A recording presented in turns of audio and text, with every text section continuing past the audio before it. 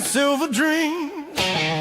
Hope ran dry quicker than it seemed. Same old talk, same excuses. Another year of Raider blues. Vegas lights don't hide the scars. Fourth down prayers, broken hearts. We rode hard, we paid the price. Buried hope by week 9. Put it in the dirt, let the whistle blow. Another Raider year laid 6 feet low. We drank the Kool-Aid, paid our dues. Rock bottom blues and black and shoes. Yeah, we scream, yeah, we stay, yeah, we lose. Raider Nation never quits on you.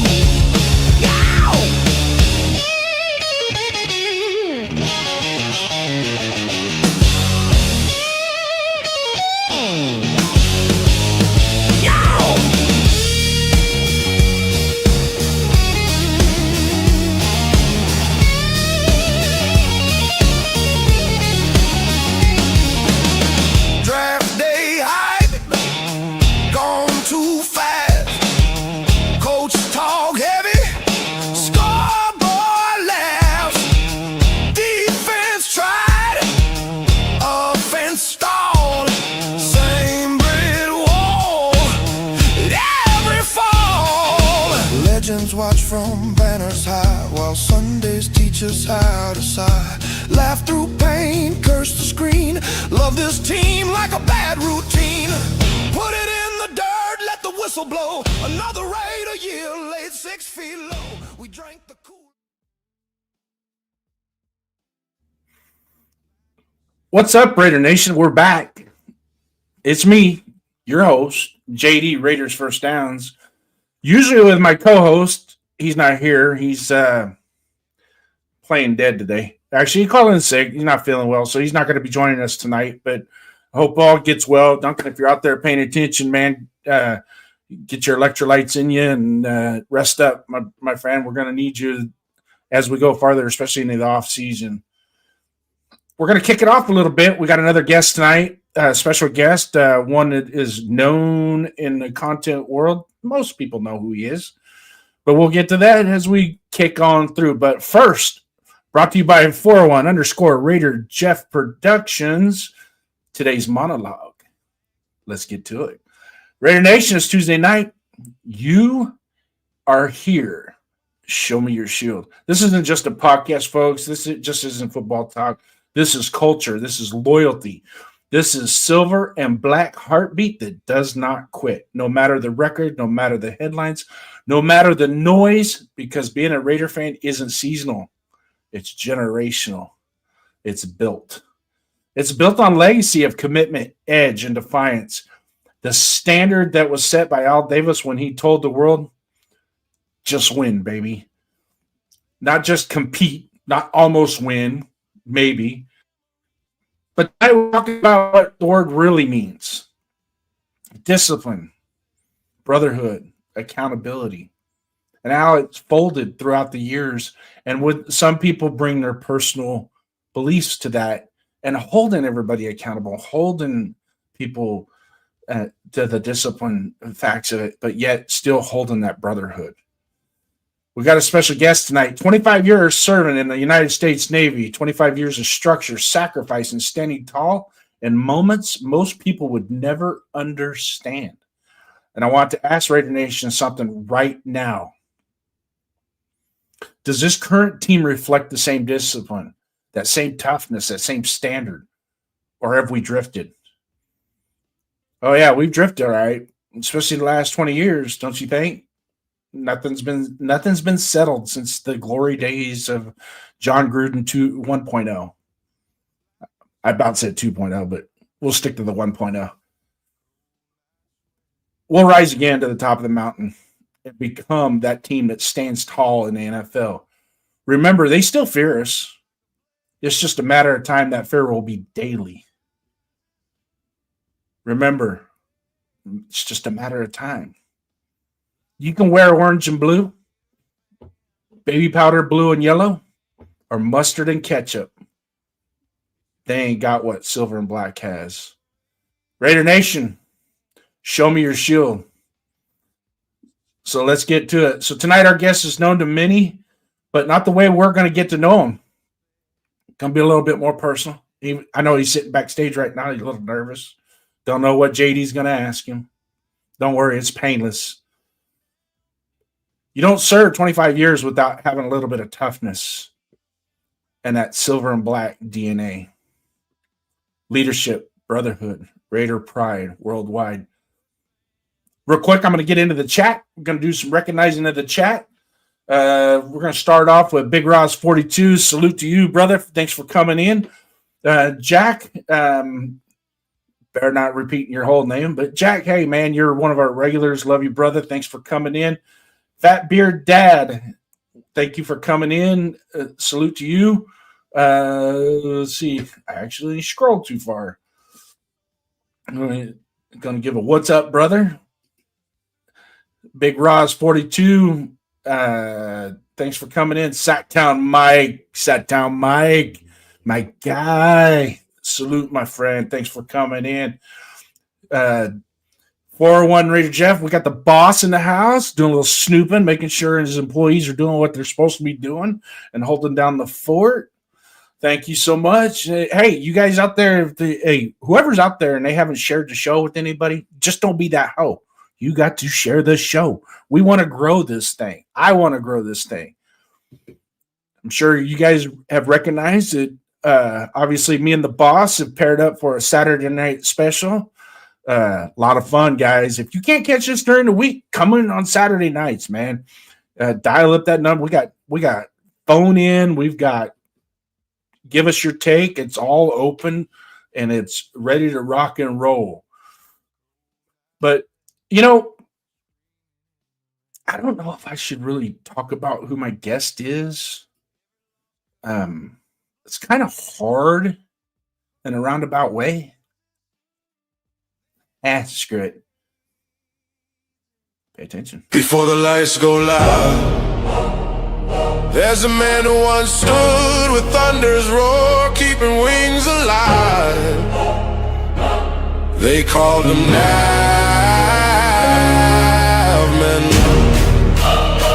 not for fame, but for trust earned in midnight's wild. Now from flight deck to broadcast, he still serves the Raider Nation. Welcome, Navman!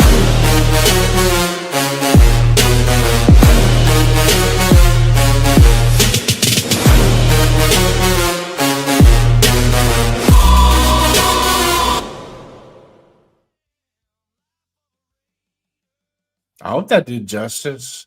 Ladies and gentlemen, Nabman93 from the Raider Shield Family Shield, his podcast. I have his link in the description. If you don't have it, if you're on my side, you don't have it, click on that link, subscribe to his show, and don't be a hoe. Nabman, what's happening, brother? Can you hear me? Yeah. All right.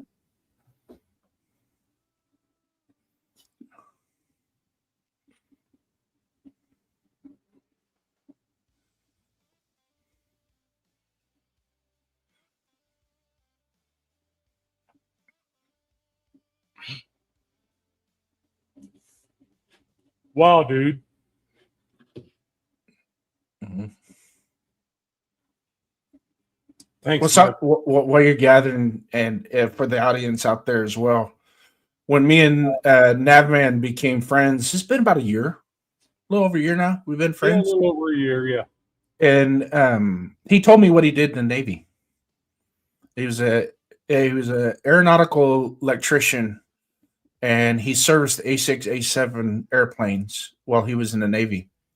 It just so coincidentally, my father, who passed away in 2004, served aboard the United States carrier vessel USS Saratoga during the Vietnam War. Yeah. He was an aeronautical structural mechanic that worked on the F-4 Phantoms as he served our Navy. He was aboard the USS Saratoga from October of 72 till he returned home in March of 73 after I was born, because I was born in January of 73. And some of the best memories that he had serving our country during that time, and especially being able to serve our country in a way to keep those airplanes up in the air and kicking ass, because there's no other warfighting machine than our naval airspace. They will knock the piss out of anybody. We rule the world with those planes. And it's because of people like Navman, my father, and those of you whoever else has served in the military. I never served in the military. My dad talked me out of it when I got done talking to the recruiter. He had a nice, long 2-hour conversation with me and convinced me that, you know what, if you don't do that, because you have too much more going for you. And lo and behold, later on, I was able to serve our community as a police officer for 23 years before retiring. And I don't regret any of it. So while you're still gathering, we had Seth has joined us. Greetings, my friend. Greetings. Seth, how you doing, brother? Yeah. Thanks for coming in. So Navman. Yeah. What made you join the Navy? Try to make a long story kind of short. I grew up working tough, like hard. I'm the youngest of 7, and my old man, one of his good friends, was a plumber. And at 9 years old, I sweat soldered my first copper pipe, and I was hooked to the plumbing business. That's what I did for 9 years old. I mean, I don't even know if he paid me or how he paid me, or if he just freaking my old man paid me to do it. You got a candy bar and a soda every now and then. I don't know, but by the time I was a master plumber before I could drink legally. I had that many hours attached to it, and but the thing is, by the time I turned 21 years old, I crawling underneath all the crawl spaces and stuff. I was having a hard time getting up in the morning. It was, and I told my old man, I'm just like, dude, I don't know how I can't see myself doing this till I'm 50 or 60 years old, And he goes, well, there's a military option. And my old man was Army. He was a warrant officer, and one of the few Army warrant officers in freaking Korea, because he was a Native American. They just made a spot for a Native American, right? Yeah. And he said, just tell them you're white. Just make sure that's the only thing. That's the only advice I'm going to give you. Just tell them you're white, because he was treated a certain way because of his ethnicity. So, the thing about it is, it really ended up being a blessing in disguise on my side, because it was more of a minority than any minority, in reality. And I just loved it. Once I got in there, both my brothers, I'm the youngest of 7, like I said, so I have 3 brothers. One brother did not serve, but my eldest brother retired from 20. And then my second eldest brother had 4 years as well, and I did 25. So combined, we had 49 years of service. And I'm not sure I can be more proud of that more than I am proud of my own. Yeah. Just a family business. Yeah. If you know what I'm saying. Yeah. And but before we go on, first responders though. Yourself, right? Jet. Dudes like that, while I was away from the country doing everything, I counted on you dudes, and you took care of me. So I want to tell you all from the bottom of my heart, I love you guys. Thank you. And you have a nephew that's a police officer in Indiana, correct? State trooper? He's a captain in my hometown police department. Okay. Oh, he's a captain? Yes. That's not a cop. That's not. Well, I mean, I kid because usually when you get to a certain point of rank in law enforcement, it's like you're a pencil pushing, paper pushing kind of guy. No, But there's some agencies that captains actually get out and do stuff. he stays on the road. He refuses to be in. Yeah, there's some people you just can't take it out of them. He's only your size. He's only your size, and he's absolutely the same kind of guy you are, which is fair. But when you get out of the car to go walk up to somebody's window, they have a certain level of respect just based on your freaking stature. Even though they are really the nicest guy in the world, My partners always referred to me when we were on calls as you probably shouldn't have done that to that officer kind of guy. Probably should not have done that. Exactly. Yeah. So, hey, how'd you become a Raider fan? Born that way. Okay. So my old man played like low-level college football at San Mateo College with John Mack. Okay. So when I was born with a 77 jersey laid across, and all you could see was my head.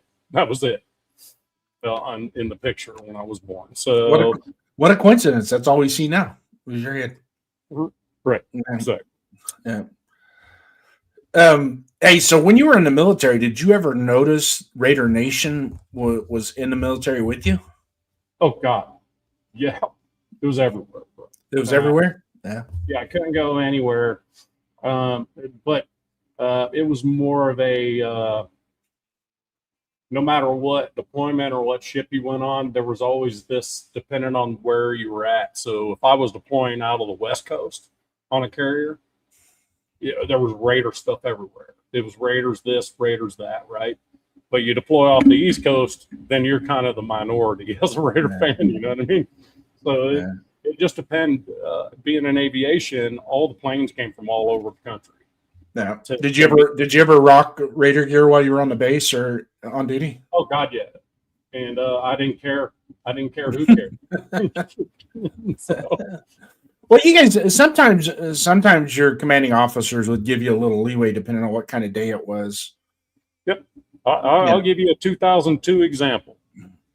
So I was a E6. I was in charge of the electrical shop. Just to give you guys a perspective, the nose to tail on or stern to bow on an aircraft carrier is about 3 or 4 football fields long. Okay, so my commanding officer's stateroom in 2002 was about 3/4 of the way back. My shop was about 2 shops from the front. When the Buccaneers and Raiders Super Bowl was happening, they turned the ship around because the satellite dish could not rotate enough to keep a good feed for the game, and everybody shut down the ship to watch the Super Bowl. It was like we're going to shut down, we're going to watch the Super Bowl. So my commanding officer, when Derek Brooks picked that ball off to pretty much end it, my commanding officer in a flight suit, comes running all the way up to my shop, pops open my shop door, and everybody's getting ready to pop to attention, and he zips down his freaking flight suit and throws open his freaking Derek Brooks jersey at me. Got you! We got you! Thanks for Gruden! And off he rolls back down. Yeah. I mean, this dude literally ran from 3/4 of the ship away just to do that. Yeah. So that's a memorable experience. And I talk to this dude all the time. I'm like, that is memorable. That is memorable. Not fun, but memorable. Who was the Raider when you first became a fan? The Raider when I actually started following it, or I just kind of so there was a period of time, when you're a kid and you're just wearing Raider stuff for no reason whatsoever. You know what I mean? When you're like a 5-year-old, you have no idea. To be perfectly honest with you, Lyle Alzado was probably the very first Raider that got my attention because my dad was so big about Lyle Alzado. You know what I mean? So that's probably the first. And then really when it got to me was like 80, 81, where the Raiders were just feared by everyone. And kind of, I wasn't really, I played football, don't get me wrong. And I played it, I played football all the way up to my sophomore year. I got hurt and it took me out of baseball. So I stopped playing football, but it just that pure tenacity of ever be on a team. Howie Long at that point, you know, when I'm, you know, that those guys, you know, I mean, and then you roll a little bit further into Charles Woodson. Timmy Brown is the one that breaks my heart. That breaks my heart because that dude did not come to the team till what, the year after we won the Super Bowl in 83, 84. I mean, come on, bro. Actually, 88. He joined the team in 88. Yeah, it was a few years after that. Yeah, but you know what I'm saying. It's kind of like, and he spent all that time. Yeah, I always said that Tim Brown had Rich Gannon for at least 8-9 years as his running mate. No. If he would have had Gannon for 8 or 9 years versus just 3.5, 4 years, I think he would have had more. I think it would have been easier to push him in the first ballot. But man, he caught touchdowns from 29 different quarterbacks in his career. He did, and that's insane. That's why I hate it for Timmy Brown. And the thing about it is, everybody's like, you know, when it comes down to Max, like now, it's like, well, we want him to be a Raider forever. Well, look, Marcus Allen wasn't a Raider forever.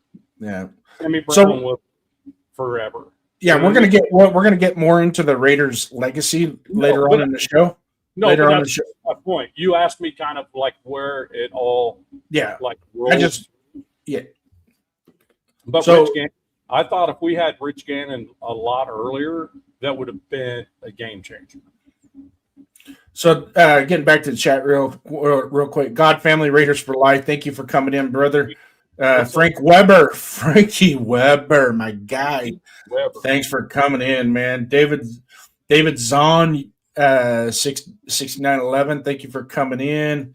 Must be one of Bob's. He's saluting Bob, but I'll salute you. Hey, my middle name is Robert. Does that count? My dad's name was Bob. So no excuses. All that are on my channel, no excuses. I sent the same link for mine.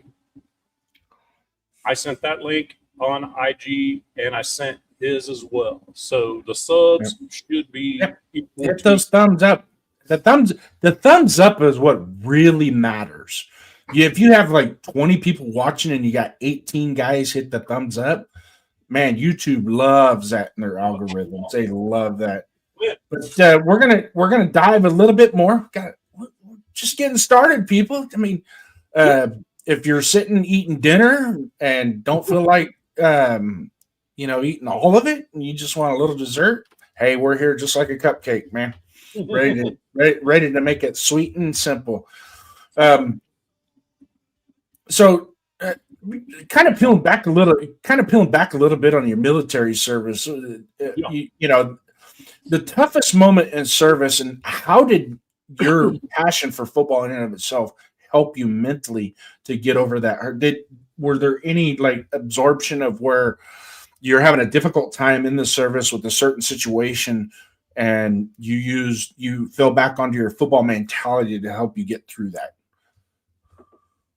Yeah, the thing about it is when the struggles started happening, they were more personal ones, like a family one. I lost a daughter in the midst of it, a young one, 4 months, and it was more of a leaning on family thing. But I'll tell you what, just being able to talk Raiders a little bit and being able to see what the heck the Raiders are doing helped a lot. Yeah. Took my mind off the silly shit, and my youngest daughter, which she's my youngest daughter now, the one we lost would have been the youngest, but Cheyenne is a full blown Raider fan, and she pretty much didn't have a choice either. I did the same thing to her that my dad did to me. Just put a Raiders jersey on her before she even knew what the hell happened, and she stuck. So pretty much kind of the same thing, you know. Yeah. Yeah. So yeah, but yeah, it does matter when you have something to root for, you know, outside of what you're doing for work. And I mean, I hate to say it for work, but it's when you're in the military for a while, you kind of stop thinking about the bullets flying. You stop thinking about getting run over by a jet. You stop thinking about getting blown off the flight deck into the ocean, and you more just kind of start going into like a automatic mode. And when that happens, that's when it gets scary. When you're automatic, these things need to scare you all the time. The Raiders kind of kept me out of that a little bit, where I could just kind of come off a deployment and just watch a season or whatever, and just let me kind of refocus back on what I'm doing by the time I go back. You know what I mean? Yeah. So if that answers your question, I'm not sure if that did. There's no wrong answer with these questions, my friend. No wrong answer. I'm not grading you, and I'm not grading you to scale either. So there's no. Well, I was waiting for a grade at the end. Well, so 401 Raider Jeff coming in with a not so super chat. I was eating till I saw Jason's mug and had to stop. Really? I guess what he means by that. Apparently, he hasn't looked in the mirror lately. Well, you know, firefighters and police officers think they're always going to have a jab at each other. I'm just saying. You got one job. Grab hose, put fire out. Put fire out. Yeah. There's a reason. All right, so we're going to transition a little bit here. Those of you that are in the chat, pay attention. There's something about the Raiders brand, really, in all honesty. There's something about the Raiders brand that's built on discipline and edge, correct? Kind of that way. That mirrors what you live every day. And so we, as Raider fans, take a lot of pride in our team. You know, like I said earlier, the most fans of most teams go dormant when the football season is over. We're 365 24/7. And it kind of, I think some of our spouses and family members might think we're a little crazy, but it just, for some reason, it's hard to explain. But I had the luxury of actually taking non-Raider fans with me to the Oakland Coliseum because I had 2 seats, and I would take a guest with me. And a lot of these guys, they weren't Raider fans, but they were football fans, and I would take them to the game, and they were like, "I can see what you mean." Yeah, it's different. It is way different. Different. But it's natural, you know. And when we say that, because we always reference the culture and what Al Davis built. And he built that culture, not just the team, not just the brand, but the Raider Nation was birthed off of his commitment to excellence. So those of you guys in the chat, if you want, get your questions in. We're going to start talking current events. But real quick, let me throw. Hey, I'm not Bueno's in the house. Bueno, let me hear you, brother. Let me hear you. We got you. Oh, wait, hold on. Wait, gotta stop right there. Marrying into the nation? I did not hear about this. You and Blue are getting married? Uh-oh. I did not know that. There's an engagement? When's the date? I'll be there. When is it? You're going to be there when the engagement happens or the marriage? No, I'll be there when the wedding happens, obviously. That's kind of weird. I've never been there for the engagement. We'll be there for the wedding. We're here for the engagement, apparently. David's saying. Oh, he was one of those sweet Valentine romantic ones that proposed. Oh, he was just a roommate up until what he just said. All right. So today, today kind of kicked off a little bit of the combine as far as we had some press conferences and some interviews and things like that, and we had the John Spytek press conference, which I truly believe was the most politically correct in which he can do it without sabotaging everything that he's got to get done as a GM in the next couple months. I know he was asked 5 different times, I think it was, about the Max Crosby situation. And he pretty much put it to rest that they've had conversation, they've got communication, daily communication. He's not shopping Max Crosby, but at the same time, just like everything else, anything's for sale for the right price. So that's what it's going to come down to. But do you have any takes? Did you get a chance to watch the press conference at all? I did. He said exactly what he should have said. Politically correct.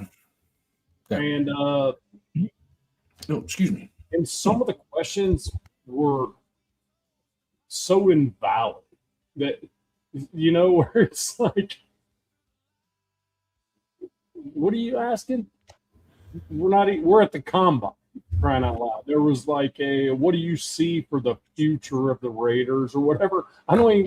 There was one that was asked that he just like pointed to the next person. He's like, come on. Well, there are some people that hold credentials on our media, from our media, the Raiders media in the South, that probably shouldn't have those credentials. It's just like, well, what does that have to do with the price of tea in China? The question, right. What are you talking about? We're talking about now. Yeah, what are you thinking? I mean, Hondo, you're a nice guy, Hondo, but come on. Yeah, Hondo, come on, bro. You were doing pretty good for a few years, bro. But you need to come on, bro. You need to come up with some better shit than what you're doing now, man. Because I mean, that stuff's. So the current configuration of our roster, which I absolutely believe is going to get reworked quite a bit. March 12th. But using the current roster construction, what is the biggest strength of this current roster that you see? It should be a real quick answer. Tight end room's great. Next question. Yes. Next question is going to be another one that should be fairly simple. Does this team have enough leadership? Not yet. Okay. Any more questions? I don't know. Not yet. It's pretty easy. Devin Lloyd would be amazing. Just saying.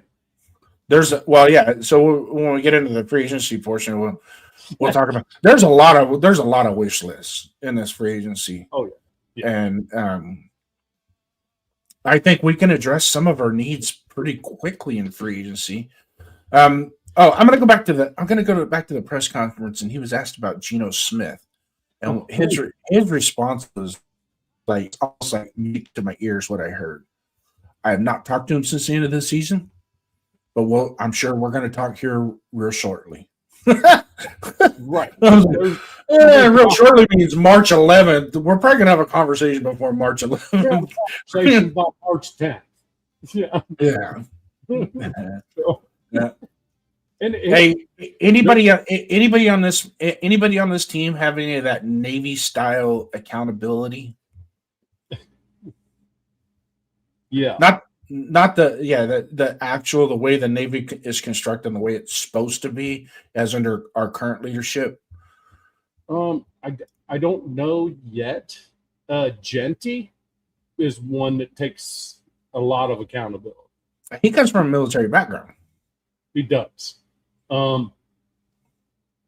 Another one is Max takes a lot of accountability too. He always says he needs to be a little bit better. Mm-hmm. You can take off all the freaking other social media stuff But he literally does. And I'll tell you what, the accountability, Mark Davis is not afraid to take the accountability. Even though he doesn't know football, he's not afraid of taking the accountability for what's happened in the last 10, 15 years. He's not afraid to do that. And I'm okay with that. I'm going to tell you what, Adam Butler's a dude that impresses me. Mm-hmm. That dude impresses me. He takes accountability as well. I think our younger players are buying into that stuff. Like Jonah Lalalu. Jonah Lalalu actually was consistent and he played fairly well last year. He did. Tonka in the short time he got, he was up in the backfield all. He looked pretty good the last couple games. So got some good reps in. Accountability, in my opinion, is this. From my standpoint, when you talk Navy, you asked me about how it's a Navy thing. You cannot do crap unless everybody is accountable to one another. Not necessarily a common goal, but they got to be, the goal is there, but if you're not accountable to one another, then that goal's never going to happen. Mm-hmm. That's true. That's true on the law enforcement side of things is the whole squad has to be held accountable as a collective, not as individuals. Exactly. And if you can't look left and right and be like, both these dudes have my back, then there's a problem. And the standard of accountability has to be the same across the board. You can't hold one person accountable at one level and another person at a different level. That's not equal. Yeah, people got to understand that responsibility and accountability are two different things. Exactly. Let me check in with the chat real quick, see if we got anything going on over here. David G, obviously an Eagles fan, but I'm pretty sure if the Oakland Coliseum was still rocking and we took you to Oakland Coliseum, you would probably be changing colors fairly soon. Although Eagles fans are pretty passionate. They are pretty passionate. So, back in the day, when is it? What was the name of the stadium? Was it MetLife? No, Veterans Stadium. Veterans Stadium. That joint was like the Coliseum. It had the nastiest playing surface in the whole NFL. An aluminum trough, shit like that. Kind of the same idea. Huge tailgate on the way in. Couldn't hold a ton of people. Yeah. David. They called it the Vet. We called it Veteran Stadium. The Vet. The Vet. It definitely was rocking though. When it was live, it was live. I mean, there's only a few teams that you can kind of put in that actual mold of like the Coliseum, the Vet. And I think I just mentioned another one a minute ago, but I'm old and I can't remember what it was. Yeah. So anyways, for all of you guys in the chat right now, we're rocking about 17 to 20 people at any given time, 25 people in here. Hey, hit those like buttons, man. If you can get me over at least 12 likes today, get my subscribers up. Hey, we're rocking because I'll bring in more content, more fans like Navman coming on. We've already had Darth Raider was one of our first guests. I plan on bringing him and his brother back on because we had a little bit of a technical snafu when he was on. We've figured out what caused that, and then we're gonna get him back on. Hopefully, somewhere around August or September, maybe the week before opening day. We'll see. But also, too, if none of you guys, if anybody's in here and they're not subscribed to Nabman's channel, go in the description. I'm running it in the ticker right now if you want to copy it down. But if you want to just do a click real quick, go into just your YouTube description, click on it right there. It's in the description. Have at it and have fun. And like I said, don't be a hoe. Let's share this show. Getting back to where we're supposed to be in our topics. Go ahead. Do you think we're tough enough up front, or does this team play, or do you think this team plays angry enough? I didn't see any emotion last year, and the year before there were occasions of emotion, but I think a lot of people were standing around waiting for somebody to make a play, and usually I never really saw the actual emotional aspect, unless Brock Bowers made some circus catch or something, and then we would kind of see the sideline be a little, hands in the air and people hooting and hollering. But for the most part, like I went to a game not last year, but the year before in 2024, I went to a game. It looked like a morgue down there on the sideline, and that was in the first quarter. It's like, come on. Now, I know some of it, you're the home team and you look up in the stands and it's 70% of piss yellow towels waving around. That would make me mad too. But you know what? There's only one way to fix that, guys. Got to win. You get paid to win. You get paid to win. You go win, the fans will come. Yeah. All right. So, having said that, there are some people that are going to be retained on the roster that we need to keep our eye on, correct? 805. 805's in now. What did you just call me? Well, I didn't call you. Did I call you? I didn't call him. In fact, I even forgot about 805. Hey, if anybody has ever watched his show, it's pretty good. Especially when he has Severe and Chris protect the show. Good stuff. Good stuff. But not great stuff. It's I know I know Jeff is saying here 15 minutes till the President of the United States State of the Union address. Okay, whatever. Unfortunately, this is my union right now, and you ain't got to hate, and everybody can love me. Yep. So I didn't. Yeah, that's all right. That's all right. One of these days, I want to hook up with him on a live on the show and see. Same. I'm the same. He's got a funny bone. I know he's got a funny bone. We just got to get it out of him.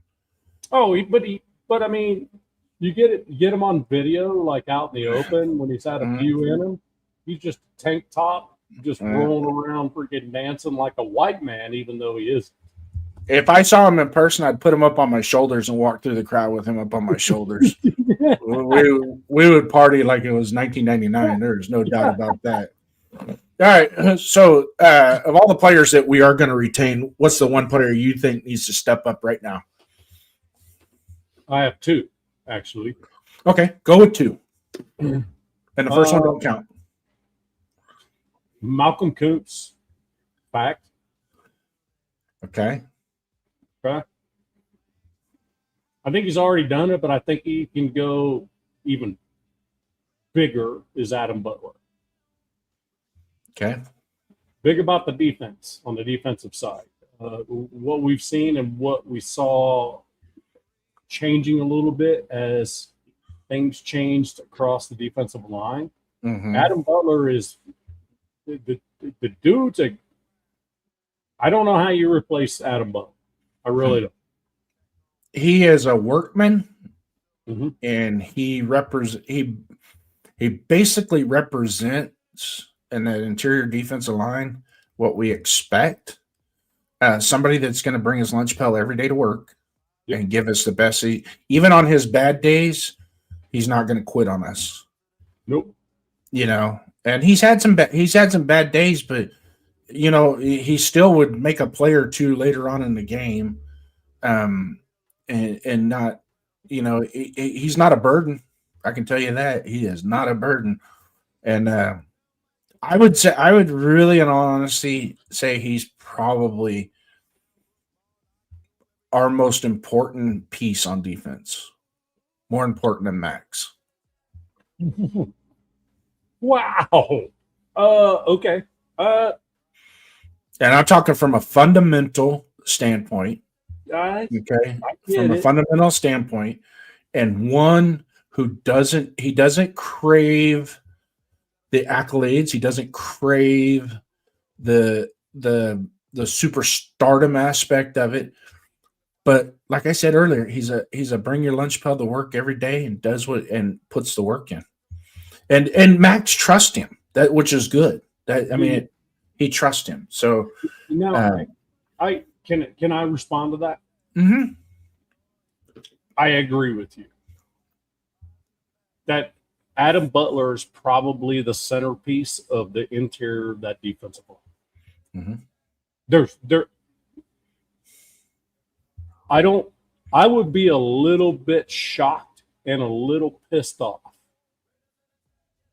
if the Raiders turned Adam Butler loose. Like release him or trade him. Yeah, I would be a little pissed off about that. That would probably I'd probably get more mad at that than if they traded Max Crosby. Yeah, Max Crosby would be because somebody just gave an outlandish number, and I'd be okay with it. Yeah. You know what I mean? Because edge rushers, you can go find them. You know what I mean? Yeah, edge rushers don't grow on trees. No, but you can go find them now. They seem to be everywhere. Yeah. But the thing about it is, I guess I wanted to say this about Max would be this. There's a difference between an edge rusher and a defensive end. An edge rusher is Trey Hendrickson. So all he does is run up the field and chase a quarterback. Once that's done, he's done.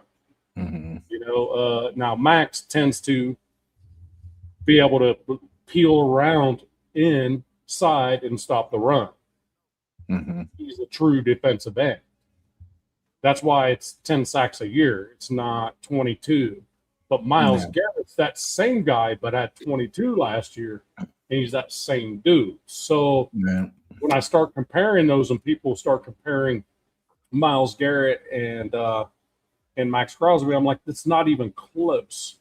Max Crosby is freaking Kobe Bryant or Michael Jordan, right, of defensive ends. And Max Crosby is maybe, say, Allen Iverson, some shit like that in the NBA. You know what I mean? It's not even a comparison between the two. Myles Garrett is far beyond what Max Crosby is.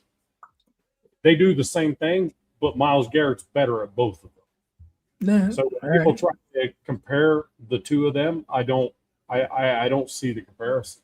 Is Max great? Yes, he is. Great. Chewy, welcome. Chewy, thanks. Hey, great show the other night with the 1 to 1,000 that had us all. That was some funny stuff in that chat. That was funny. Yeah, we had a great time. Chewy's throwing his shorts out there too as well. Anybody go to Chewy's Raider coverage, click on his, subscribe to him. He started about this time last year himself, and he's already at 500 subs. He's cooking.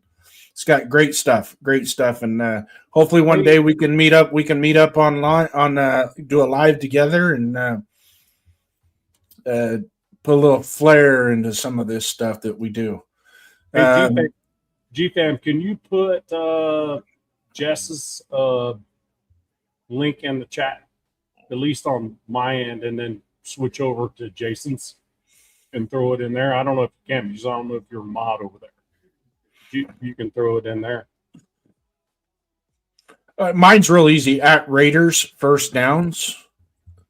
Just type that into the URL bar and it should take you right to my channel. So we're clicking along here. Seth, thanks for joining, Seth. I want Adam Butler to be a Raider for life. I totally agree. I think he's right up there with the Otis Sistrunks and the who's some other ones that we had that were longtime interior defensive linemen. Not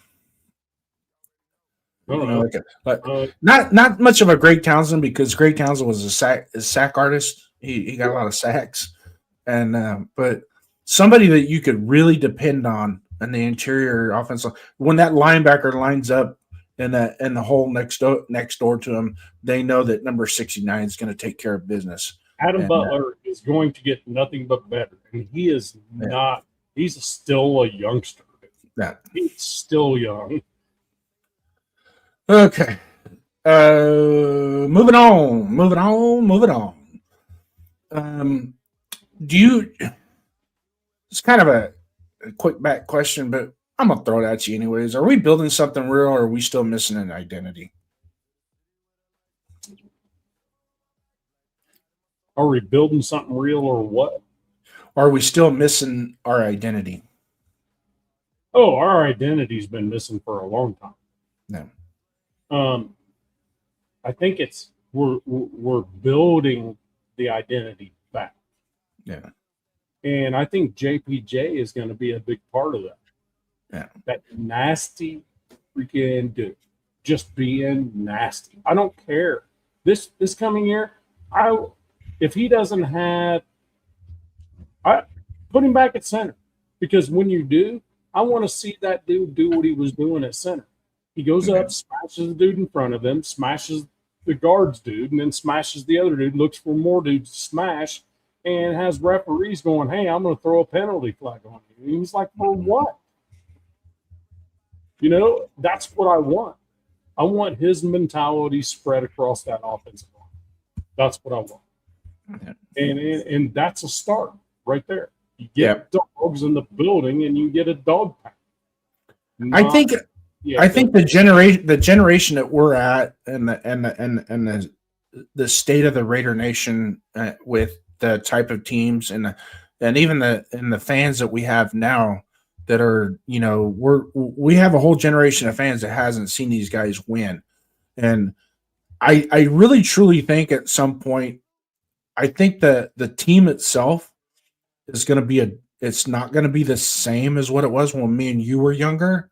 Oh, but sure. It's still going to be a winning culture, right? So it's going to be something a little bit different. It might be, you know, we always talk to, you know, renegade versus finesse, you know, blah, blah, blah, back and forth. I really, truly think that we can probably get into that finesse style and go from there. Let's run out some chat real quick. Chewy's got Raiders covered, or no, this is Chewy's channel. It's God family and whatnot. Chewy's out there. Yep. So then we got Blackheart emoji. Thank you, sir. JPJ is a dog. I agree. I think he is a dog. There's no doubt about it. But there's put the thing on. Put the cap on, bro. Well, yeah, put the guardian cap on. Help yourself a little bit, you know. As far as we're concerned, I wouldn't be embarrassed to wear it. If it was a necessity, wear it. There's big dogs all over the freaking NFL wearing that stuff. Yeah. So I thought he was human. So now, man, I'm gonna bring you into your Navy veteran perspective here. Oh no, a little bit more, and we're gonna just kind of this is real quick. This is painless. It's, do you value culture greater than talent? Yes. Do you value discipline greater than flash? Yes. Okay. Those are some characteristics that are fairly important because if you look at our history, a lot of our successful teams were not flashy. It was grit. It was discipline. It was culture. You notice I didn't hesitate. No, and that's the way that segment is supposed to be. So we're gonna parlay into segment 3. Segment 3. Are you there? I hear you.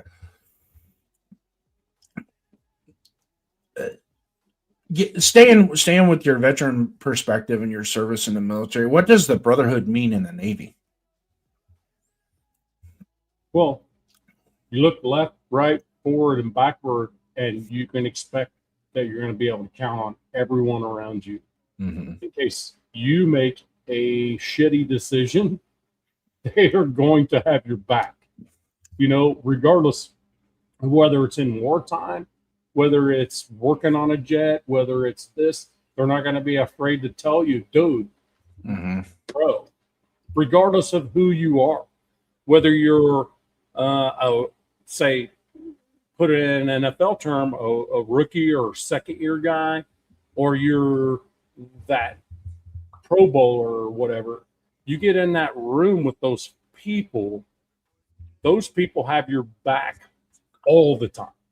And that's what's been missing, I think, with the Raiders for a long time, is that mindset. Gotta be able to take care of each other. Mhm. You gotta work as a team, and you gotta care about the dude next to you. No. Gotta care. Like they're family. Yeah. So we talked a couple minutes ago, what like I was talking about as well, and the question that I just posed and what you were talking about, you're going to transition into this right quick because it's going to be all inclusive. Do you think today's NFL still has that old school Raider grit? Do you think today's entire NFL? No. But the ones that do, but the ones that show out a little bit more than others that have that are the ones that win Super Bowls every year. Yeah. Look at it that way. Look at the last 5 Super Bowls. Not flashy, not necessarily flashy, just a bunch of dudes that were taking care of each other and making plays when it mattered, taking care of one. Is this a coincidence that we're talking about the same thing in the last 5 years? That's exactly what we're seeing. I mean, you're putting yourself in a mindset of getting shot at, and you're putting yourself in a mindset of taking care of your brothers, taking care of your family. You know, it's not about you. If it's not about you, you do better. Yeah, one of the things that I see, especially with the NFL today, is getting away from what really how the football game in and of itself is built.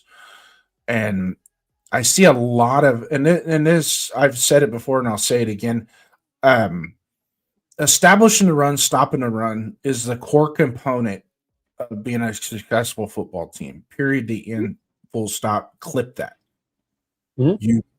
Because right now, as we speak, had the Buffalo Bills stuck to the run game in the second half, you know, and I'm talking about, you know, where you're doing 2 things. One, you're gaining yards, gaining first downs, and you're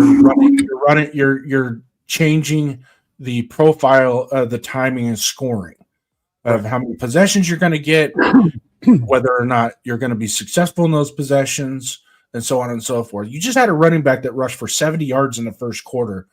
He puts the ball on the ground one time. Okay, punish him for a series, get his butt back out there, and you start feeding him again. Because I wholeheartedly think that if they would have stuck to the run game, Sean McDermott right now would probably still have a job. And they did that last year against the Kansas City when they played the Kansas City Chiefs. I'm yelling at the screen. Why are you throwing the ball? There's 8 minutes left in the game. You got a 10-point. Why are you throwing the ball? It doesn't make no sense. You got a running back that's clipping 5-6 yards a carry. Keep pounding the rock. Because when the Chiefs got to the Super Bowl against Philadelphia, for my Philadelphia fan out there, this is what I saw. Now, Saquon Barkley only had, about 69 yards rushing off of 30 carries? Not pretty, right? Every one of those runs counted. They made a difference. Because by the time Chris Jones and the boys were ready to put their hand in the dirt and try and rush upfield, they didn't have nearly the energy they had because they've been trying to tackle this boy the whole game. You know, you inside of your arms are burning a little bit. Your forearms are burning a little bit. Your wrists and your hands are burning a little bit. Your feet, your thighs, those are all burning.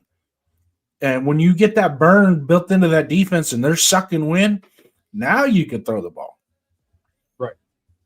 Well, so I guess it comes down to this. I guess the question you asked me was, when it comes to the Navy or the military in general, what makes a good team in the military? What makes a good team in the military is when you can look at certain folks that know they got you Mhm. no matter what. And David put a comment down here and said, "No, old school NFL's fucking dead.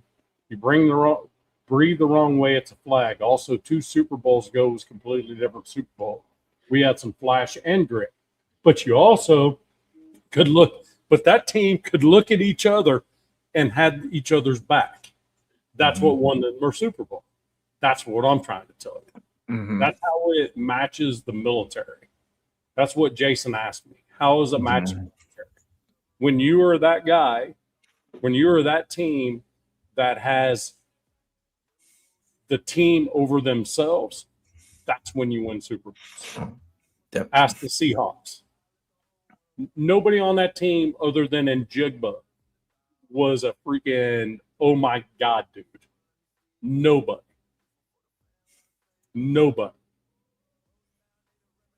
Nope. So, and Kenneth Walker out of nowhere, 1,000-yard rusher, don't get me wrong. Yeah. Well, when you're splitting carries with Charbonnet, you're not gonna. He didn't have his running mate, Charbonnet. Yeah, So, but he stepped up and filled that void. and he ends up the MVP. Yeah. I mean, Ran great. He ran great in that game. Ran great. All of his yards counted. Kept the sticks moving. Yard counted. You And guess know. what they did? They kept running the football. Yeah, David, I agree with you. Old school NFL is dead. You breathe the wrong way, it's a flag. Also, 2 Super Bowls ago was a completely different Super Bowl. We had some flash and grit. There was the Eagles did have some flash and grit in their But that's the point. But they could look at each other and still they had each other's back. Mhm. So still the same concept. The teams that win Super Bowls over the last 5 years have been those dudes that had each other. It was about the team. It wasn't about them. Yeah. That's all. That's that. In answer to your question, when it's about the team and not about you, you win a Super Bowl. Mhm. That's That's absolutely what I'm doing for you, David. This is absolutely. Yeah. the breaks off. And there, thank you for that, man. That was amusing, bro. Yeah. Amusing. Anything to beat the brakes off the Queefs, man, we'll take it. And we I just love that Eagles team that year. Year before last they were special. That was a special Eagles team, and they were good last year too. But you know what? Sometimes coming off of a Super Bowl win, you got different variations that kick in. Certain people get an injury or something, and they're not. They can't keep an offensive coordinator for more than a year. Well, it's another thing. I mean, they're constantly changing their offense. I mean, it's so. I mean, you should never change. You should never change Saquon Barkley's path to greatness ever. No. When you talk generational talent, he's generational talent. That's generational talent. That's your definition right there. That's your definition of generational talent right there. Yep. So, but hey, let's move on. Let's get a little power through this a little bit. Hey, what defines a true Raider fan? Are you asking? Yeah, I'm asking you. The chat could chat in on it too. What defines a true Raider fan? Tell me. The definition of a true Raider fan is one that became a Raider fan, and regardless of win loss, you're still there, no matter what. Win, lose, draw, through all the thick and thin, you're a Raider fan. You decided that, or had decided for you when you were born, and you stay that way. Mm-hmm. Win, lose, or draw. Yeah. That defines a Raider fan. When it comes to a Raiders player, is loyal. When we look now, we've worked on we kind of know what a Raider fan is, what a true Raider fan is through thick and thin. You're absolutely right. Win, lose, or tie, Raiders till we die. I mean, it's as simple as that. And but having said that, when it comes to a Raiders player, Yes. not a fan, but a player, is the loyalty to the team earned or given? Do we give that player the loyalty? It's earned. You got to earn it. I wholeheartedly agree. And that's why I say right now, as we speak today, Max Crosby is a Raider. When we go 20 years, if we trade him this year to another team 20 years down the road, I will still consider him a Raider. Yes. I really do, because he poured his heart and soul into this franchise no matter what. So several players. DC never won us much of anything, but he poured his heart and soul into the sheet. Yep. He'll always be a Raider. Always. Yep. When people say, I want to retire a Raider when they're like 3 or 4 years in, which Max said that, right? He said that like 4 years, right? When he got his first contract. The thing about it is, typically that does not happen. It just doesn't. Not in today's NFL. Not many Raiders can say. Not many Raiders players can say they were a Raider only. I'm just saying. So, even our greatest of legends didn't end their career with us. Exactly. He could. I can, like Kenny Stabler. I remember that trade when they traded for Dan Pastorini and Kenny King. We traded Kenny Stabler and Dave Casper to the Oilers. It was like, it was kind of a gut punch. I remember my dad was like, man, what are they doing? Because Dan Pastorini had that coveted cannon arm. Yeah. But good God, he couldn't think of his way out of a wet paper bag. Well, this right here has got to be the first thing you think about with a quarterback. Mm-hmm. Right here, the mind's got to be the first thing. Big Roz, one word: loyalty. Yeah, one word: loyal. Yep, they provide the loyalty to the Shield. We provide the loyalty back, and it's got to be, and it's earned. It's just not. You just don't walk in, put the uniform on today, and then expect us to carry you the rest of the way. Be right back. My dog is scratching on the shop door. That's all right. That's all right.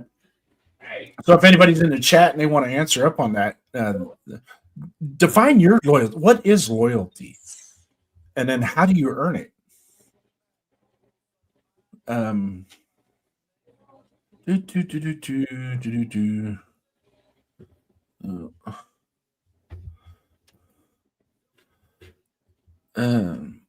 Yeah, family. Yeah, and Sacktown, for us that come from that spent a lot of time at the Oakland Coliseum and during the tailgates out in the pre and post game parking lot. You're absolutely right. The Raider Nation is a family. Literally, I can go to the grocery store and see another guy with the Raider hat on, and within less than a second, we are striking up a conversation, just expressing how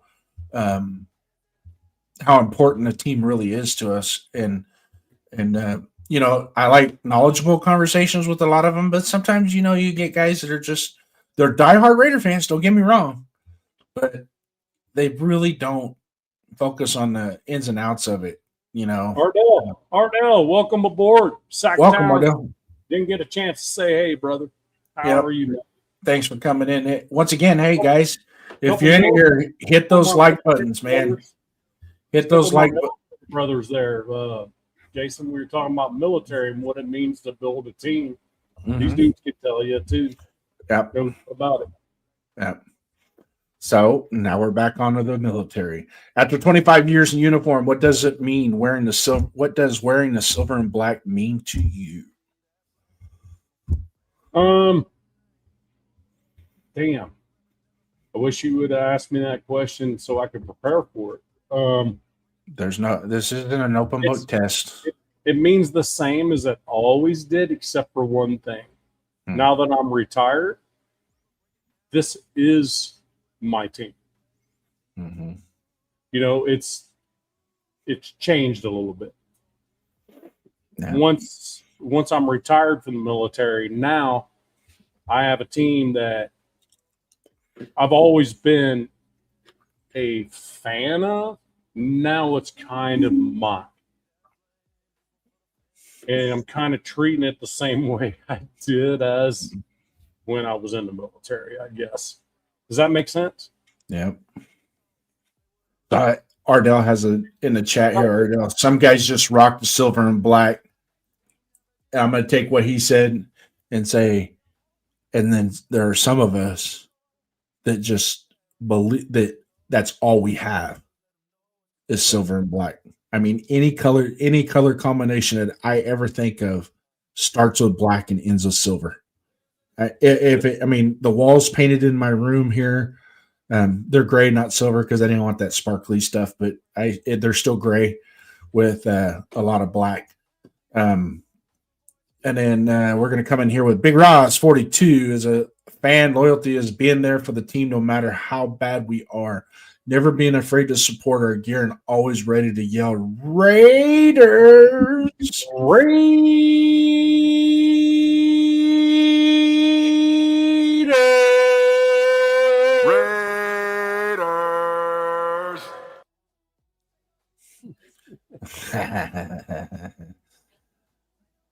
So that's where we're at with this. I mean, I'll be quite honest with you. There's a lot of fans from other teams. They don't buy their swag; they rent it. I'm serious. You can go to the pro sports clothing store nearest you in the morning. If the 49ers are in the Super Bowl, go there in the morning. You'll see people lined up buying 49ers gear. Then come back in the afternoon after they lose that Super Bowl, and it's the same line of people returning the 49ers gear. They don't buy it; they just rent it. Or throwing them in a fire or whatever and putting a video online that they're dumping the one they just bought this morning. Yeah. Fire. Oh, Ardell's throwing some freaking stuff out there. he's spamming. Hey, Ardell, let me catch up with you real quick. Big Roz is throwing a shout out to you. Ardell coming in here, glad to be home and alive. That's important. That dude is a freaking full blown freaking lifer freaking military guy that's retired, retired officer. Yep. And he been through a minute. He's been through a minute, Yeah. and he's just glad to be home and alive, and he just appreciates the fact that he can be a part of a team, even as a fan. I think I know I'm speaking for you right now, but be a part of a team, as a fan, and have that without getting shot at, which is kind of cool, And that's a big deal for a military guy. Yeah, 49ers are the biggest poser fans. And coming from the Central Valley, California, it's like 50-50 Raider fans, Niner fans. And I tell you what, man, after a while, you're just like, they want to throw stones at us. And it's like, come on. Your stadium's named after a pair of jeans. Get real, okay? That's Levi. Come on, Levi. From every Reese, creed, and financial background you can expect. Yeah, some of our super fans, believe it or not, are very there was one guy at the Oakland Coliseum, he dressed up. I'm trying to think of what character he dressed up as, but he was a doctor. Hellraider was another one as well. Uh-oh. Oh, crap. Now, that's cool, but Furpo expects something from me every time he does that. So Furpo has like 97 jobs. He's hardly ever off work. So anytime he throws Raiders in on my channel, if I may, I got to give him a shout out. Let me clear my throat here. Come on, Nancy, spit it out for you, baby. Raiders.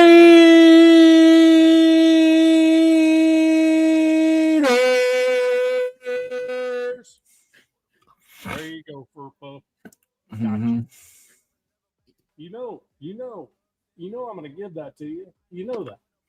You're a working fool, bro. Working fool. Yeah. Out there freaking making that paper. Yeah. Yeah, I think Donuts Duncan, hey, hope you're feeling better, partner. Get well soon. We got to get back together, get to work. Oh, nice. The Chargers rent fans. Yeah. They do. Yeah. I think you can count all the real Charger fans on one hand. Well, that's when a Raider game's a true Raider game is in SoFi.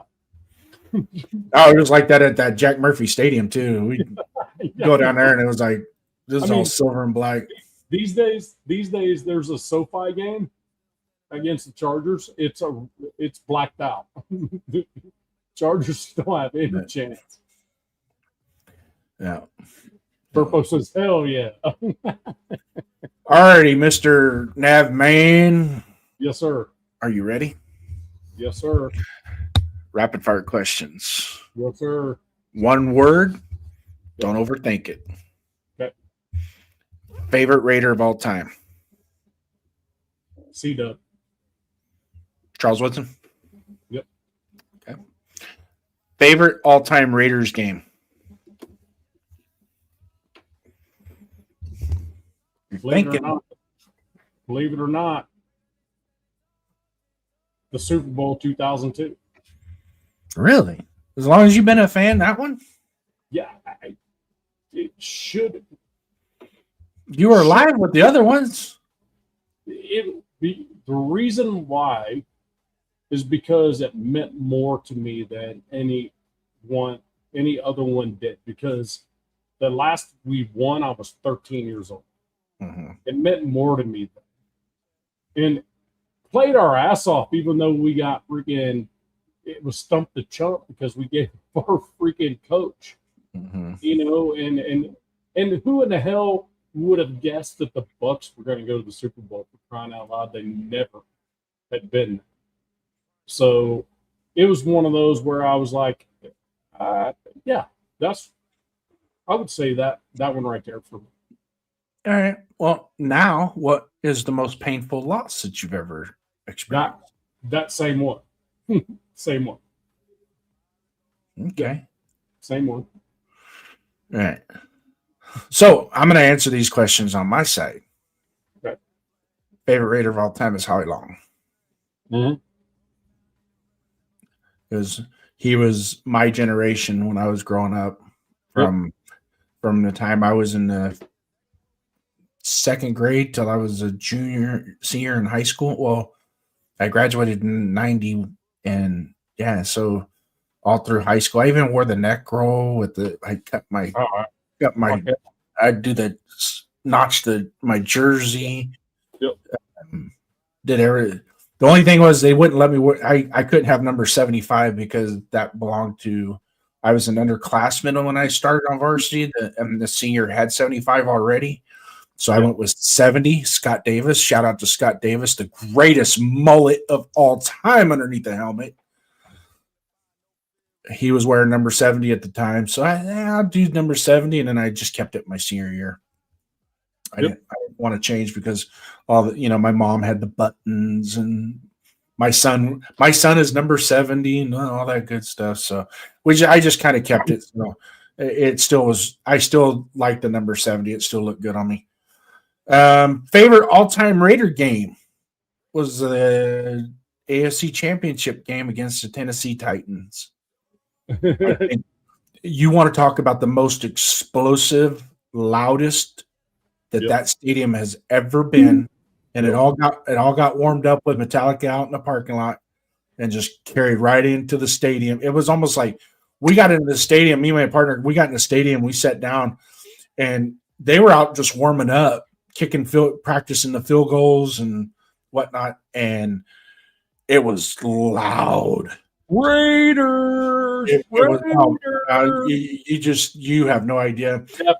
My second favorite time as a fan, and I'm not going to use it as the game specifically because I can't exactly remember who we were playing. But we went into the stadium and this is right after Eric Turner had passed away. And we went into the stadium and there was a moment of silence for him. And then after the moment of silence, everybody started cheering Eric. And I swear the sound resonated all the way to the heavens up in the sky. And it was like, wow, you talk about powerful. Now, my most painful loss is I'm going to go back to 1990 with our loss to the Buffalo Bills in 1990. Well, it would be January of 91 when we lost to the Buffalo Bills. And that was right after Bo Jackson got hurt. And we as Raider fans, it was being reported he's got a hip pointer. He might play. Well, he didn't play in the game. And we went from having a dominant run game to we're going to have Jay Schrader drop back and throw it 50 times. Well, guess what? That don't work with Jay Schrader. Doesn't work well. Him and passing the ball was not. He was a dude. He had the most beautiful handoff. But, after that, it was all downhill with Jay Schrader. Amazing. Yeah, but he can sling it. He had that prototypical arm that Al Davis loved, man. He could throw it. He could throw it 195 yards downfield. There is no doubt about it. And sometimes he'd hit Willie Gault in stride or Mervin Fernandez in stride, and it was a beautiful thing. Don't get me wrong. Same thing with Hostetler would freaking launch one from time to time. Yeah, everyone. But it seemed like with Jay Schrader, we tried to throw that pass a little too much. There was a little. I mean, I think our receivers got tired of running 50-yard sprints after the first quarter. Right. It's like that's pretty much all they were doing. I should run the ball from time to time so we can take it. We still had Marcus Allen in the backfield. Yeah, I agree. I mean, but that's not Bo Jackson at that time. So. Yeah. And another thing too is we never built our defensive line to absorb a fast pace. When they ran that K gun with the very fast repetition, semi no huddle to semi no huddle type offense. And Howie Long and Greg Townsend and Bill Bickel, they're over there before they can even get their win back. The next play was coming. Yeah. And it made it after a while. It was like, man, we just can't, they weren't geared or prepared to handle that. And that was another factor. So yeah, the most painful loss was that Buffalo Bills 51-3. I mean, that stung more than what the score actually, because that team was doing good. That was a good football team. And then once we got Bo in the middle of the season, it was like, okay, we're gonna do some damage with these guys, because that was the year. Well, I think Bo Jackson he almost had 1,000 yards just in 8 games. I mean, he was killing it. Yeah. But every time he touched the ball, it was damn near going to the house. Yeah. So Jason, I would say that you asked me to tell you that when the chat was getting a little bit heavy, that you probably should. Yeah. And well, I'm gonna go backwards here. First of all, Avocasi Raider, thanks for coming in. Jeff George had the best arm. He did. He had a hell of an arm. I would say so too. Right. Yeah. But some people forget that Jay Schrader actually pitched for the Toronto Blue Jays farm team. Oh, did you really? Yes. Yeah. I have, and in fact, I actually have his baseball card. Hell, I played third base for a farm team, and I sucked. I was on a farm one time, cows and pigs. Ardell, that was a little bit. Remember the performance Marcus Allen put on in the Super Bowl masterpiece in Super Bowl 18? Yes, Super Bowl 18 was phenomenal. That was my favorite was Eagles versus Raiders. Yeah, that that was the underdog story of all time for us. How that whole season transpired and what we did. Absolutely. Once again, can I address David right quick though? Go ahead. I promised I was not going to throw F-bombs, but that one right there was you trying to force an F-bomb out. You're not going to get it. Just saying. Eagles versus Raiders last year. Yeah. Well, yeah. We'll just leave last year alone. Most painful loss will be one you guys likely forgot, but losing to the Lions in 2011 when we had a team had them dead to the rights and we would have booked the playoffs had we won that game. Yeah. So, yeah. Yeah. Almost could have, should have, would have. Yeah. And that was Hugh Jackson. I really think if Hugh Jackson would have won that game and took us to the playoffs, he had probably stayed our head coach, but nah, he lost it. Scott Davis had a hockey hair, no doubt about it. And then his black visor that he'd wear, and he was such a massive human being too. You know, Jack Hughes in that freaking Olympic match got mashed in the face, lost all his teeth, and won the game. Yeah. I mean, that's whole new level of toughness, man. Yeah. So Afakasi, Darren McFadden, and Khalil Mack were my two favorites from my time. Yeah. Those are good ones. Those are good ones. I got a McFadden jersey signed. Just so you know, it's a signed jersey. I don't show people that very often, but Afakazi, if you ask, I will take a picture of it for you. I love Texas Can't Lie. They stinks. I hate him in my Dave Chappelle voice. Man. Dunkin' Donuts coming in. I can count the Chargers fan on two hands thanks to Rivers' kids. That's funny. Yeah.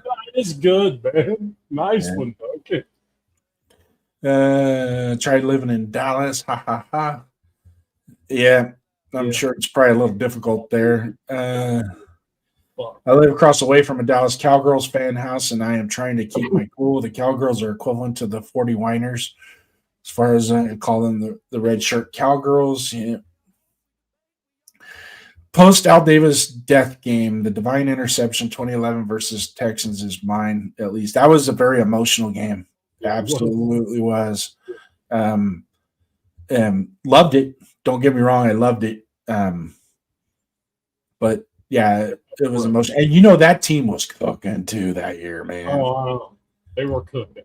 And then when Jason Campbell broke his collarbone diving in against the Cleveland Browns, I was like, he broke his collarbone. And I'm like, oh man, typical.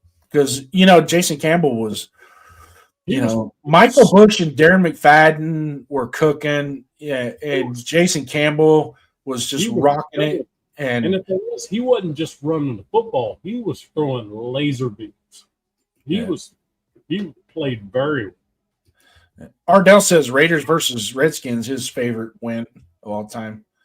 Oh yeah, no question. And then his favorite Raider of all time is Tim Brown. Absolutely, brother. Absolutely. It's a you can't go wrong with Tim Brown. You can't. Nope. So yeah. And then, once again, Afakasi with Jeff George had the best arm. I'm really not going to argue that. I'm not going to argue that Jeff George had an elite arm. Yeah. He just had issues elsewhere. He had a lower level brain function. Yeah. Just put it that way. Yeah. So, well, it's been fun. It's been real fun. We've been at it an hour and a half. First and foremost, man, I want to thank you for your service and brother, being a fellow Raider fan. It means something when we see our fellow Raider fans that we're servicemen. It's something we have to do. We got to reinforce the Raider Nation brotherhood. And whether you're in Australia, New Zealand, Greenland, New York, Puerto Rico, wherever you're from, if you're a Raider fan and you bleed silver and black, you're part of that brotherhood. There is no doubt about that. So let's see, who's the biggest draft bust in your opinions? Hands down, it's Jamarcus Russell. Doesn't get any worse than that. No question, him and Leatherwood. So, hey, who is LA Crash Dog? LA Crash Dog's Gunny. He's I haven't seen him in a while. I remember back in the day we had him so on hey, your show. G-Fam, you still in here? You still in there? If you are, put in there saveawarrior.com or .org. He's a retired Marine. He's doing big work for what's called saveawarrior.org. And if you just go there, you can put $1, and that dollar goes to a homeless veteran, homeless, first responder, somebody in need that is a first responder or a military person. So if I may, when you made it about military. So look, if I may, before we bounce out of here, can I call out everybody in here that is a veteran? You may. The Okay. floor is yours. Okay, so first, Sacktown Raider Mike, Army paratrooper. So back in the day, because he's old as dirt. That dude's old as dirt, but he looks good for as old as he is. Anyway, he's gonna flip me shit for that. Anyway, Ardell is a retired Army officer, I do believe, and he's been through some stuff, and still he's alongside me. The Raiders keep you grounded, having a new team to fight for. And then let's see, there was, who else was in here?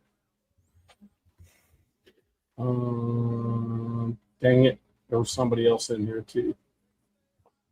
Hey, LA Crash Dog, Crash Dog. I see you have a wrench. You're a mod.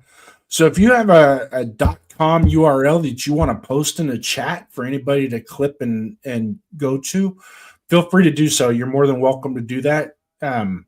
He has a wrench on my channel. But yeah, so just go ahead and clip that. Throw it in a chat, and actually, what I'll do is once you do that, go ahead and do that, and once you do it, then I'll clip it and I'll put it in a banner so it's showing.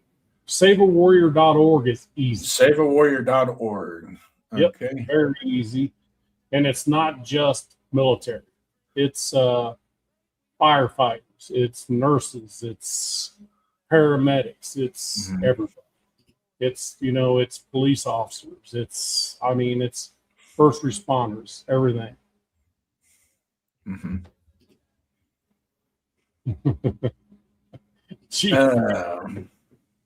I served this deed to my lady last night. Does that count? If you need help from saveawarrior.org because of that, then you got more problems than you care to discuss. And GFAM is the ultimate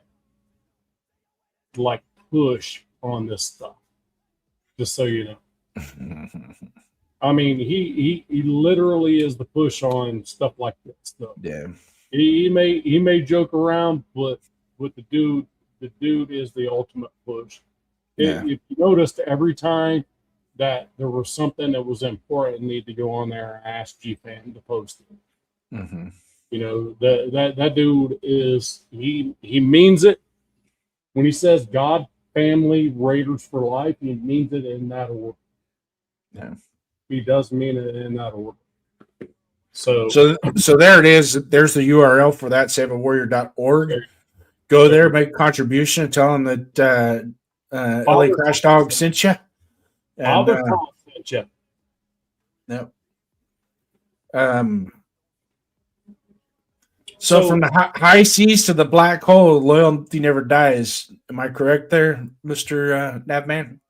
What's that? I said from the high seas to the black hole, loyalty never dies, does it? Love that, and absolutely. Is there anything else you want to talk about? Yes. All you guys that I'm seeing with that chain link on there, every one of you should be subbed to this man Jason as well, because probably won't be the last time I'm on this show. Okay, But I'm going to tell you what, you need to sub for this dude because he's putting on the content that is freaking amazing. We're talking about good stuff, and we're talking about stuff that makes sense. We're not speculating. We're just talking about our team, the nation, this Raider Nation, talking about our team. We're not trying to tell you what's about to happen. We're trying to tell you what could happen. That's all. We're not trying to say we're going to be an expert and be, look, this is what's going to happen. We're not doing that. Okay? To me, it's important because I'm going to be off my show for a while. Because I got a big move coming up, got a lot of stuff going on. But this Tuesday show is always going to be something I'll be available to do. And the Wednesday show with the Wild Wild West, which would be the AFC West, I'll be available for. But my own show, I'm going to have to shut off for a while. You know, we'll get back to it at some point. But I'm going to tell you something. This dude deserves your subs. So, G-Fam, one more time, can you please put that sub in the chat on my side to make sure that these subs happen before we close this thing down. Please do that. G-Fam, I know I'm overworking you, bro. And I know you've been working your ass off all day probably in life. But gotta be a little careful. He's gonna want a compensation for all this work. Probably will. Once I get 500 subs, he will get compensation. Elliot Crashdown, thanks for subbing, brother. Appreciate it. And so let me dive into a little bit what I got going on here. Obviously, as you can tell, let's see here. We are. All right. Oh, housekeeping there for a second. Sorry about that, guys. Right. So at the top, please hit those like buttons, subscribe, set your notifications. When you set your notifications, set it to all. Okay. Down at the bottom here, at the bottom, we have what's called, this is the boss's URL for his channel. On Friday nights, he has No Huddle, which is open to all football fans. It's just not exclusive Raider. It's open to all football fans. Chat and phone in. There is a phone number you can call, reach out, and you can call into the show. On Saturday nights, we have started. We've done 2 of them so far, and let me tell you guys, there is nothing funner than having a phone-in show. You can call in. You don't show your face. We don't dox you, your number, your name, or none of that is shown. If you don't even want to give us your name, we won't even go that route. You can just straight come in and start firing away. And let me tell you something. On Saturday night, it gets so live. This last week, we ended up going 3 hours. About an hour longer than what we were anticipating because the phone calls were actually really pretty good. So we're hovering averaging right around 10 calls a show, but we can get that number up. So Raider Nation Voices, Saturday night, you can clip this URL that's in the ticker right there, or subscribe to my channel and set those notifications to all. And then come Saturday night, it is at 7 o'clock Pacific Standard Time, 10 o'clock Eastern Standard Time.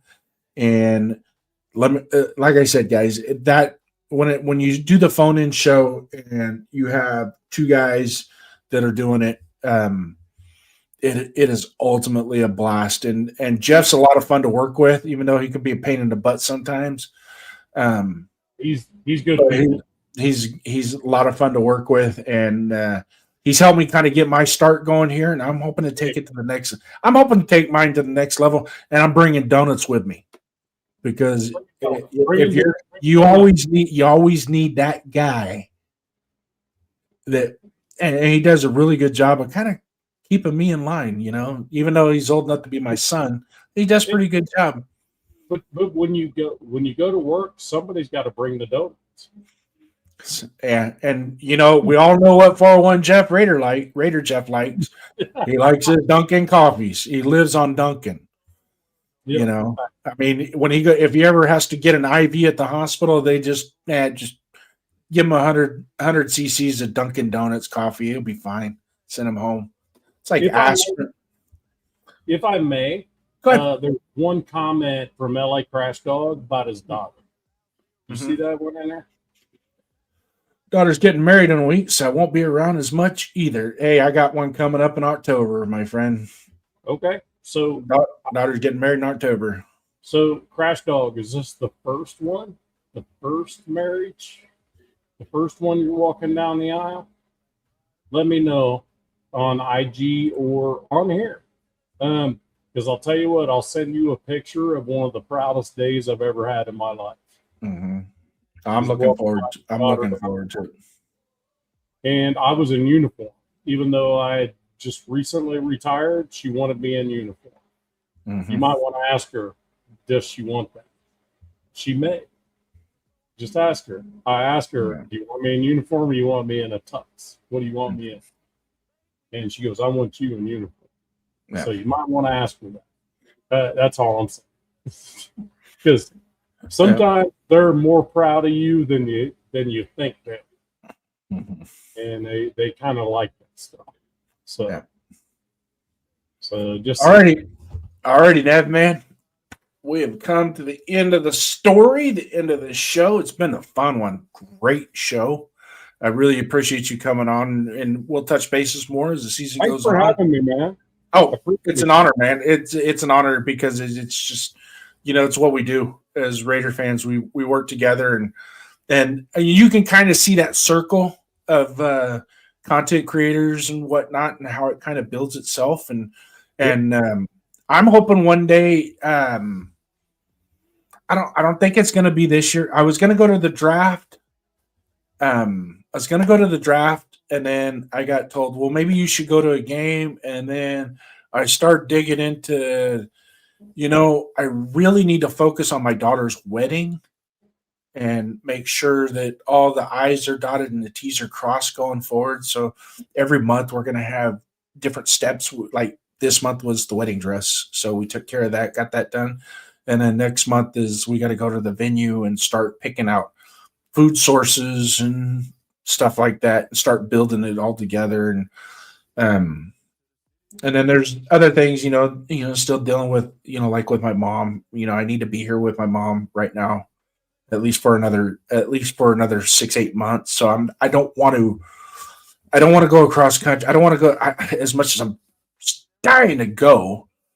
And who knows? I might just go, you know what? Screw it. I'm going.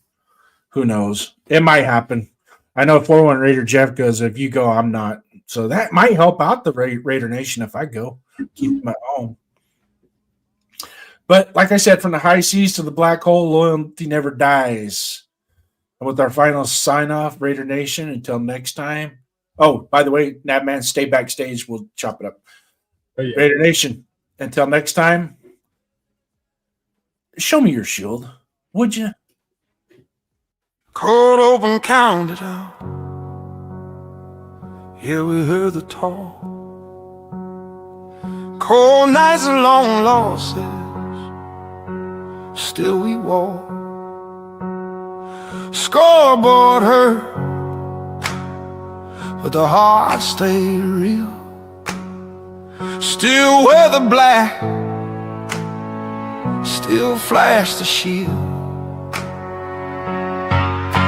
From Oakland roots to Vegas dust, pain in the season, but we still trust. They say it's over, I say move